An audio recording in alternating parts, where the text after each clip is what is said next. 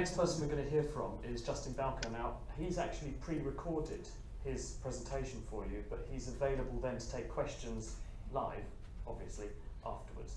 So this is Justin Balko, also from Vanderbilt. Give me a minute. In a minute. So one of the things I might mention is it's been so energizing having Nancy come to Vanderbilt. As you can see, the number of questions and opportunities that are pouring out of this resource exceed the ability of any of us to interrogate. And so if those of you who would like to be connected to this and to have questions that you might like to get involved in, you should try and exploit the very strong collaborative relationship we have between Perth and Vanderbilt.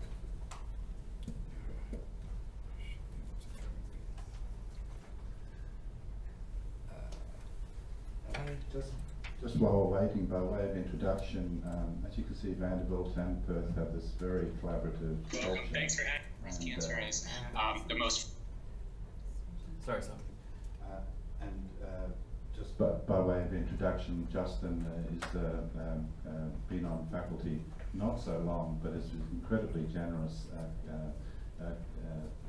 investigator, and what he's going to tell you about is relates to a problem that many of us have confronted, that's trying to do genetic studies on formalin fixed paraffin extracted samples. But you'll see the particular application that he's thinking about in cancer is really what's driven this particular interest.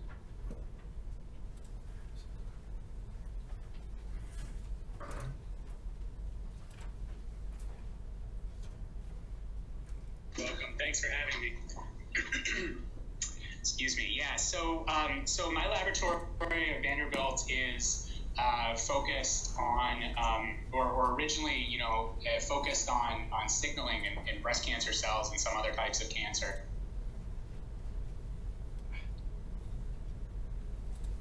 So really, we're sort of molecular biologists or cancer biologists turned slightly tumor immunologists.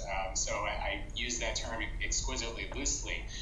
So hopefully not too many people in the crowd will call me out on our immunology aspect, but it's obviously something that's becoming an increasingly important field to cancer biology, given the advent of new immunotherapies for the treatment of cancer. Breast cancer is the most frequent cancer diagnosed in women in the U.S. and is responsible for nearly 40,000 deaths annually.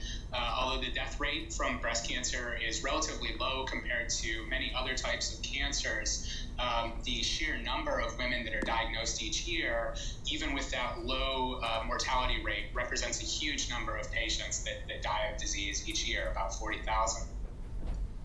So clinically, we stratify the treatment of breast cancer patients based on really only the expression of 3 biomarkers. So we know a lot about this disease, but we really only treat patients or make decisions based on ER, estrogen receptor, progesterone receptor, or the human epidermal growth factor receptor 2, which is, as I'll explain later, frequently amplified in some breast cancers. So ER positive or PR positive breast cancer makes up about 60 to 70% of patients. We call these hormone receptor positive patients. They tend to respond to hormone therapies or endocrine therapies. They have a better prognosis, affect older patients. And for the purposes of today's talk, I'll make the comment that they typically have very low lymphocytic infiltration, and I'll explain in a few minutes why that's important. HER2 amplified breast cancer is characterized by amplification of the HER2 gene on chromosome 17, makes up about 10 to 20% of patients. This was the most aggressive form of breast cancer until about 15 to 16 years ago, when HER2 targeted therapies were introduced to the clinic, and we have a number of HER2 targeted therapies now that make HER2 amplified breast cancer actually have one of the better outcomes of disease. Interestingly, HER2 amplified breast cancer does have a higher lymphocytic infiltrate than ER positive disease.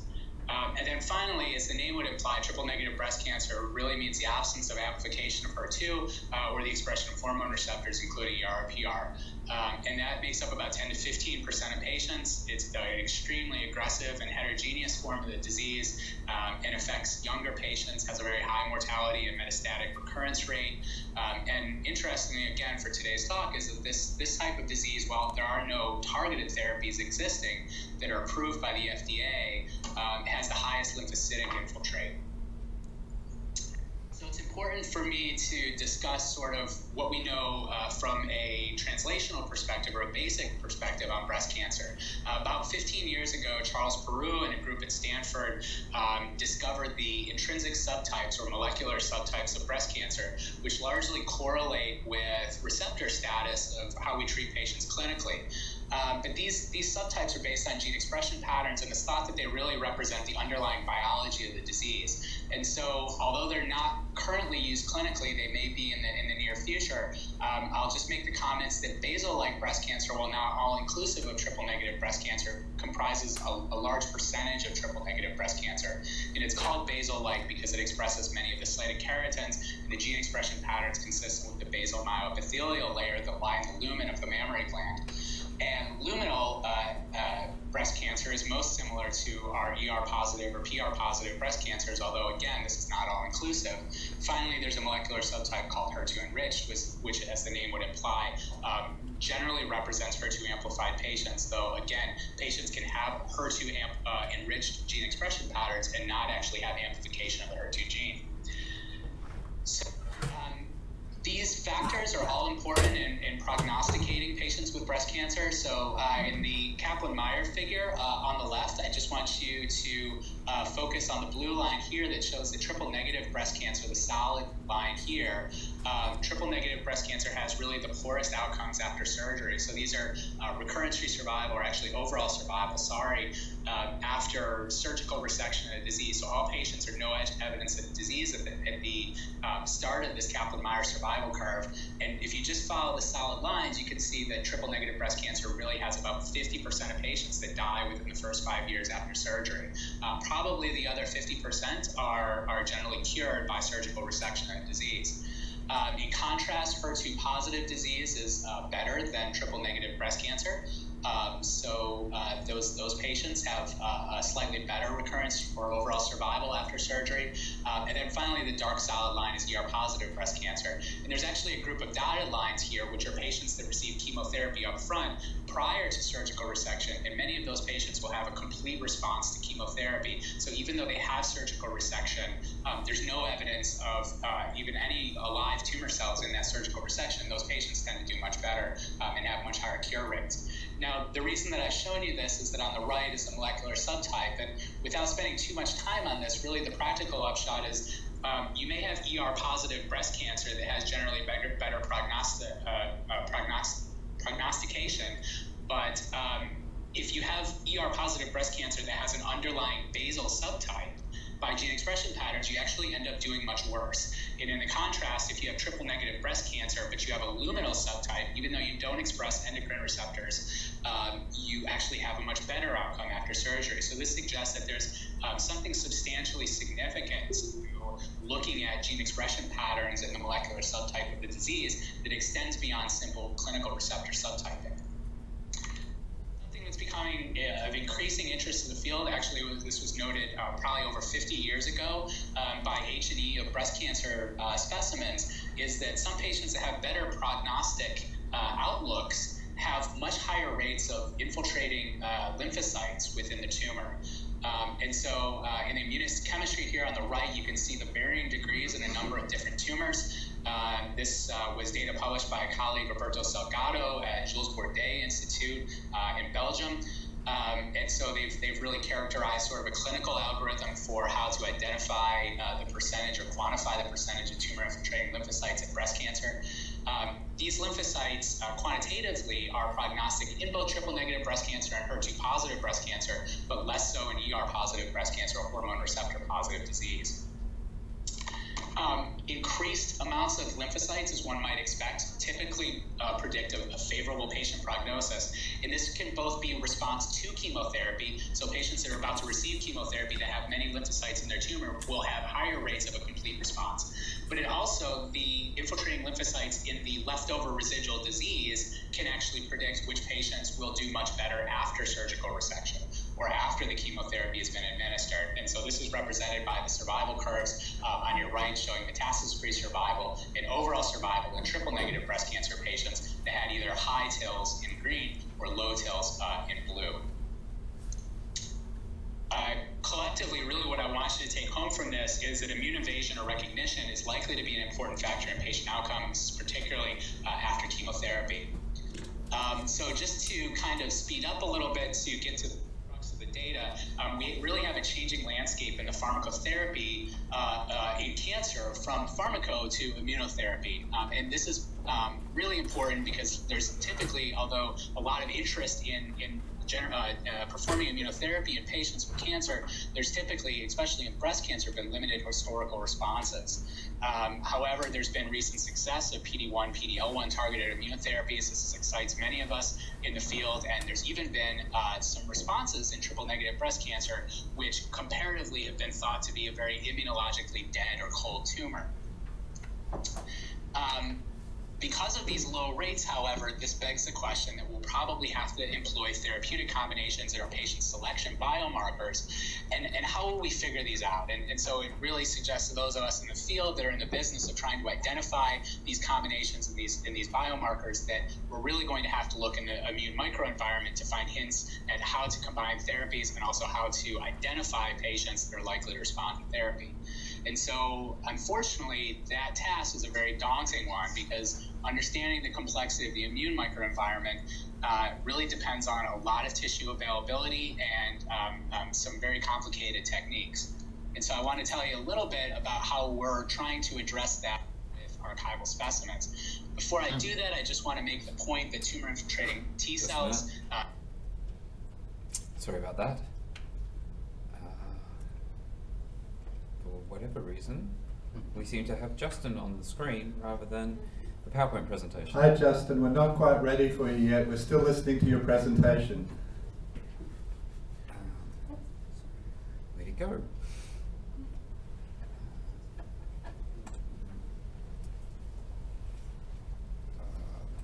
As we've shown from a prognostication standpoint, are also a biomarker of immunotherapy response. So shown here, what we see in many patients' tumors are a ring of T cells around the tumor that encapsulates the tumor, but very few T cells in the tumor.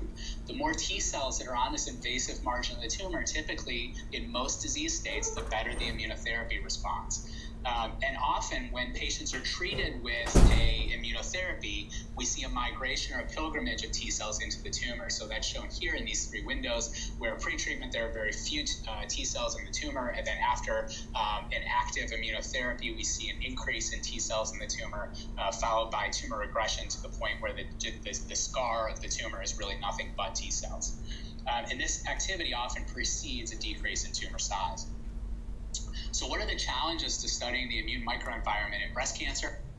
First, many patients have immunologically cold tumors with very rare leukocyte populations, and I just sort of hijacked two images here to show you a very immunologically cold tumor with very few CD3 positive T cells, and then another one that has a robust infiltrate of T cells. And so obviously those cold tumors, you have a tough time understanding what's going on in the immune environment if you don't have an immune environment to study. In breast cancer, many patients undergo core needle biopsies, and these are very, very small tissue biopsies. If you want to do complicated flow cytometry to do single cell sorting and analysis, typically the technology hasn't really been there yet, although it's developing. And really in the figure in the bottom, you can see how small, and this is a pretty healthy core needle biopsy. There's not much tissue there, so there's very little. You have to be very sparing in what you can do or what you want to do with core needle biopsies.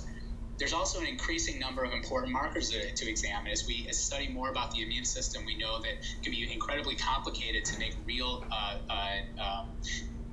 exhaustive sort of understandings of the immune microenvironment from just looking at how many T cells or how many CD4 cells or how many CD8 cells or dendritic cells. So we need to ask more in-depth and complicated questions from this data. And so there's some limitation to what we could do with such small sample size. And there's also poor sample quality. So one thing is if you're not going to do a prospective study, invariably corneal biopsy tissue is formalin fixed, and that's because the pathologists really have a requirement in treatment to make sure that they look at that tissue according to established methods to see what the tumor content is there, what the markers are. So is the tumor still HER2 positive or ER positive? Is it triple negative?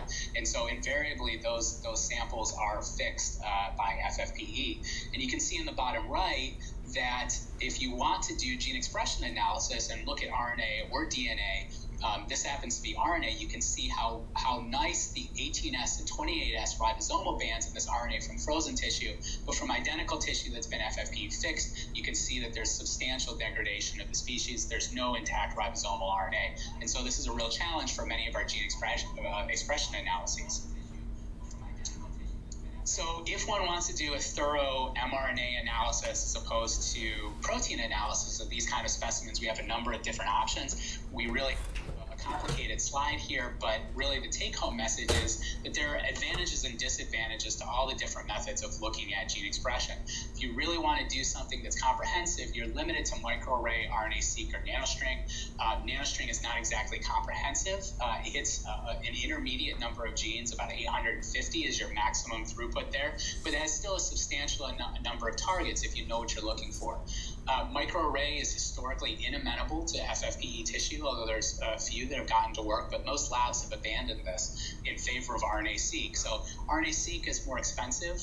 There's an enhanced, a more complicated bioinformatic pipeline and some sample attrition, but it's getting better. But if you really have an area that you want to focus on and you have FFPE tissue, nanoString is really, in my opinion, has some real advantages. And this is sort of what we use RNA-seq in my laboratory, including on FFPE samples. If you know what you're looking for, really try to focus on using nanoString to look at gene expression data.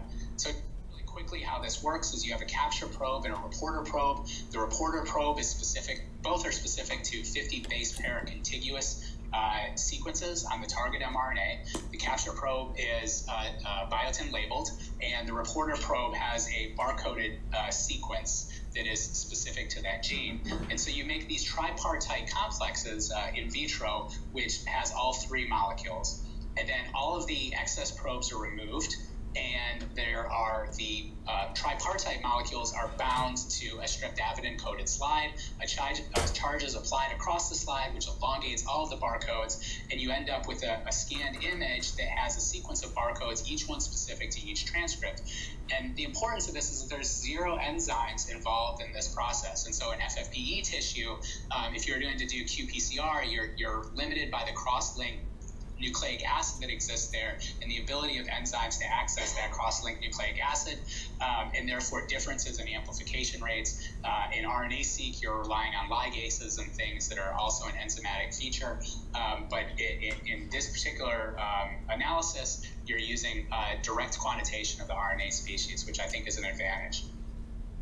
So to our question, I spent a lot of time there on the background, so I'll just present a few slides on how we're trying to use this to understand the immune system in breast cancer.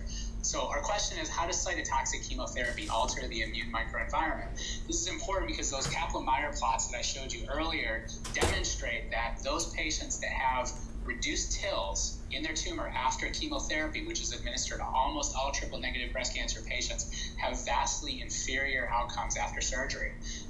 And so if we look at a series of paired pre versus post samples within a cohort from colleagues in Lima, Peru at the INEN that we've published on several times as far as genomic and transcriptomic data, we can see here in figure A that almost overwhelmingly, the amount of TILs in that H&E from that specimen in matched patients goes substantially downward.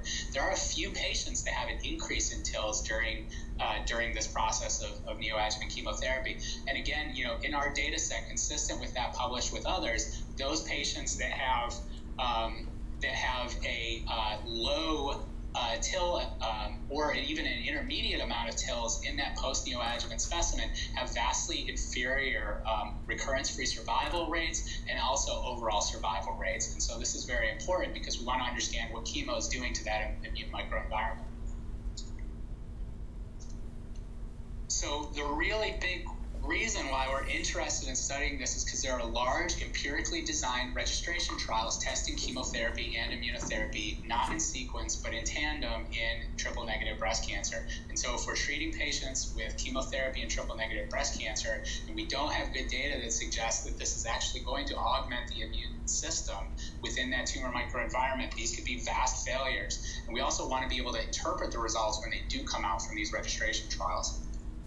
So how do we go about doing this? We took these same blocks that I just showed you some data on, about 36 to date pre and post matched pair FFPE samples from not just triple negative breast cancer patients, but some additional non-triple negative breast cancer controls as well.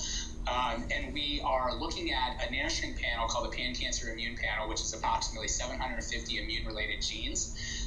Each of these genes has been bioinformatically annotated to different either cellular functions or immune cell subtypes according to known databases. These include things like Th1, Th2, or Treg phenotypes of T cells, or other things such as more functional relationships, such as antigen processing pathways, or classification into adaptive or innate immunity. And so here's the data matrix just showing the 750 immune-related genes and their classifications into each of one of approximately 50 different bioinformatic pathways. We then create a signature score for each one of these signatures, and we determine what has changed within that tumor microenvironment in matched pairs before and after chemotherapy. And so while this is a complicated figure, really what I want you to take home from this is that if we look at the basal breast cancer patients, which are the majority of triple-negative breast cancer patients, and we've really tried to even out the sample size here. If you look at these and follow the rows across, you'll see that in the pre, which is the pink bars on the right side of your screen, versus the post, the vast majority of these patients have decreases in immune-related gene signatures during chemotherapy. Whereas if you look in the non-basal patients, many of these patients have much more pronounced gene signatures after chemotherapy. So this suggested to us there's an effective molecular subtype on the immune response to chemotherapy. And so if we look at this a little bit more closely on the left, we can see that in triple-negative breast cancer, and these are our own data, performed after neoadjuvant chemotherapy. So these gene expression patterns were done in post-treatment samples, that if you take all of triple-negative breast cancer, about 65% of patients are of the basal molecular subtype. And there's sort of a smattering of other molecular subtypes, even though there are no ER-positive or HER2-positive patients within this cohort. And so just to sort of a tease of some of the data, we have shown here just the basal-like and the non-basal-like patients that we've looked at by this technology so far. And we see that many of the genes included in, for instance, T helper signatures go either no change or have a trend towards downward expression in the basal-like subgroup, although it's not statistically significant.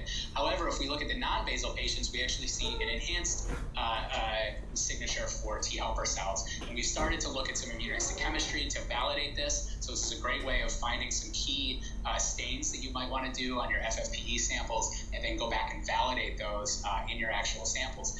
And likewise, in CD8s, which are really our cytotoxic effector cells in the tumor microenvironment, we see a substantial or statistically significant decrease in CD8 cells, or CD8 mRNA and genes associated with CD8 cells that is not reflected in the non-basal patients. And so again, what this really suggests to us, there's something here to study that's going to be very important for the outcome of these empirical trials that we're doing with combining chemotherapy with immunotherapy in breast cancer patients. So the clinical upshot here is that there is a possible effect of tumor phenotype or molecular subtype on how chemotherapy may blunt or augment immune recognition of the tumor. This is something we can clearly study in the laboratory. We have models of both basal-like and luminal breast cancer that we can grow in immunocompetent mice and administer chemotherapy, because really we want to be able to understand whether these two therapies are truly going to work together, or in some cases, under certain contexts, are they actually going to antagonize each other. And all these, again, are going to be very important for the interpretation of ongoing clinical trials. So our conclusions are that bioinformatic inference and composition of the immune microenvironment can be performed in archival specimens for high throughput analysis. We, again, are going back to validate some of the changes that we're finding from gene expression analysis. And we're actually partially standing on the shoulder of giants here. There's some really good bioinformaticians in the world, including Ash Elzadeh at Stanford, who are doing much more complicated sort of decomposition algorithms to better understand and really better validate in a systematic way how we can use gene expression patterns for individual markers to deconvolute the immune microenvironment. So we're working a little bit with them and some of their platforms to try to make this a little bit more robust. Gene expression analysis of immune infiltrates in these chemotherapy-treated breast cancer patients support combination trials with immune-activating agents and chemotherapy, specifically in non-basal-like patients so far in our limited sample set. And so we're adding to these numbers to see if this holds up.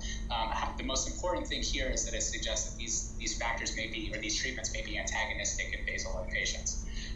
We don't yet understand the biological source of this alternative effect, but we are currently evaluating it in the lab. So with that, I'd like to acknowledge all of our funding sources and our hardworking members of the Balko lab here at Vanderbilt. Open up for any questions. Thank you.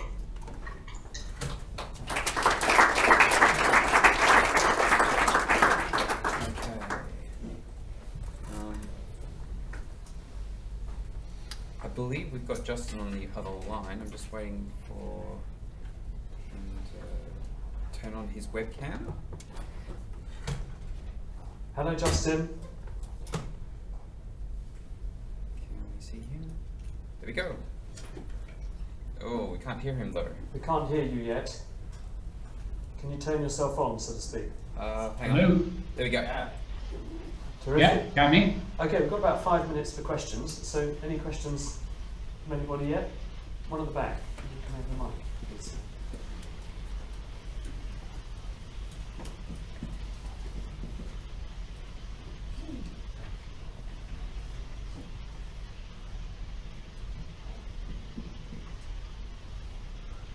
Thanks, that was a nice presentation.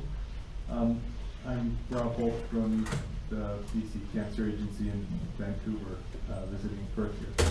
So I'm wondering if you have any information on the dynamics of Tregs in triple-negative breast cancer, either from your own assays or from the literature.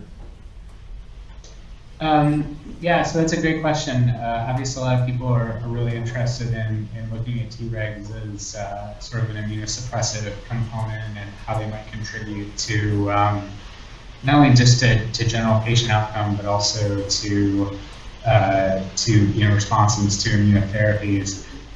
So far in our experience, and the field, especially in breast cancer, is pretty young. So we kind of have this very broad, kind of crude or barbaric perspective of the tumor microenvironment as far as tumor immune microenvironment as far as T cells, in that we have sort of like what we observe clinically is really these hot or cold tumors. So there's tumors where there's not a T cell to be found, or very, very few, and there's some where there are an overwhelming response of T cells.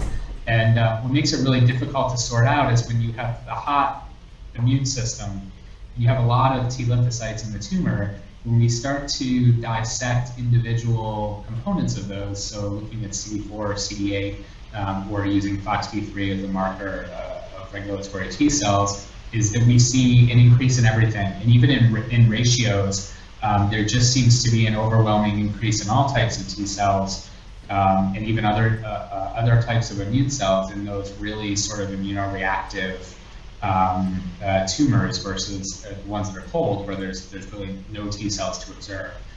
So we don't necessarily know what the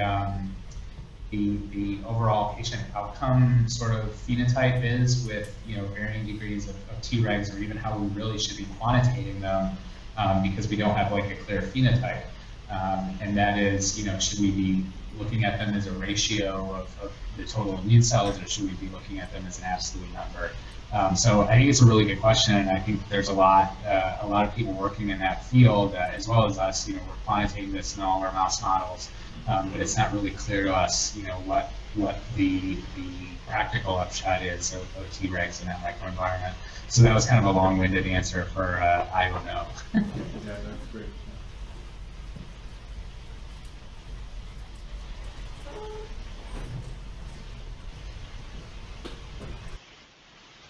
As an oncologist at the hospital next door, James Stanley, do you have to microdissect your formalin to try and find specific cells?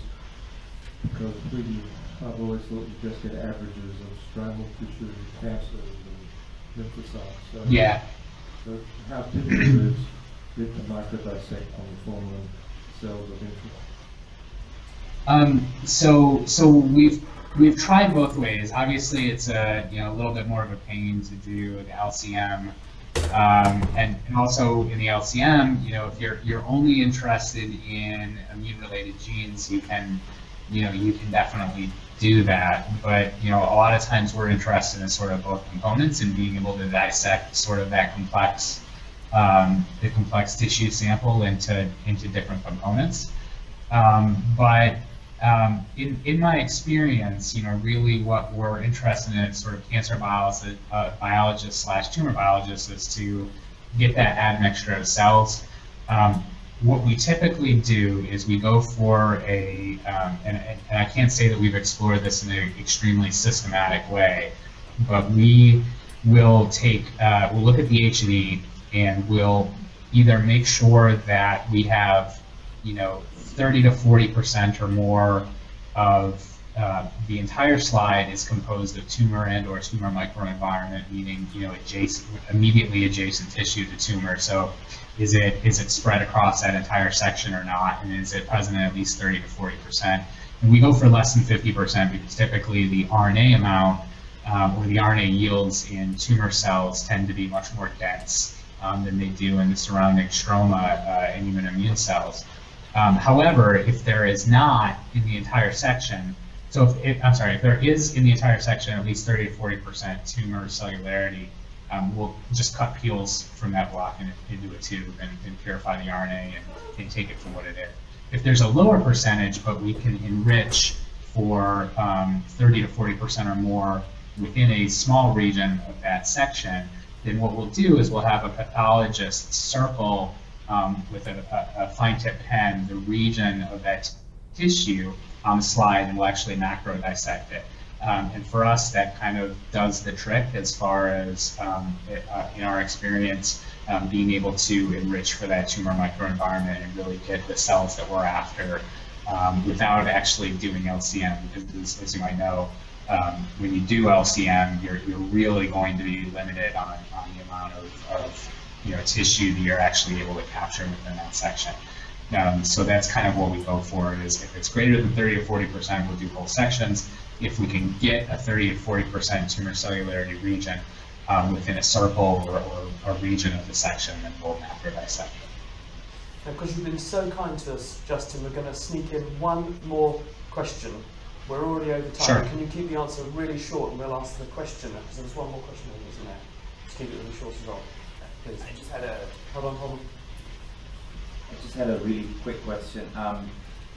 You basically dissecting out different surface markers on the T cells and quantifying the invasion of those cells. I was wondering if there's also sort of the reverse focus on looking at the cancer cells that you dissected and looking for potential pathways that upregulate blocking molecules that sort of prevent the invasion, and if there's something like that can be sort of dissected out a little bit further. Just really, really short, 30 seconds, please, Justin.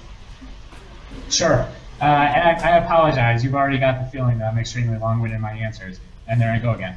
So that's actually a question, and that's absolutely what my lab is interested in. We try to take the cancer biology approach, so looking at what the cancer does to sort of avoid the immune system. We published a little bit of work in that area. Absolutely. I mean, the answer is yes. We want to see not only what's going on with the immune system, but what kind of molecular and pathway transcriptional activation is going on within a tumor cell. And then we try to explore that in the lab with using genetically engineered mouse models and cell lines to see how the gene expression patterns that are affected by the tumor cells might be interacting with the immune system. Sorry, and then just to, try I to know explore we those. need to keep it short, but aren't you limiting yourself with that nanostring analysis then, when you sort of already limit yourself to about 750 genes that you're looking at and potentially excluding a lot of them that Right. have an effect on this kind of a mechanism? So there's two ways we can answer that. So there's part of those genes that are more agnostic towards cancer biology, and nanoString, I think did that purposefully within that panel. But not only that, because and I don't take any money from nanoString, so I'm not trying to talk up this technology. I just think it's great for FFPE. There's such a small amount of RNA from your sample that you're using for that panel, is that often if we start to want to overlay more cancer-specific panels, we can do that with the same sample. So we can also run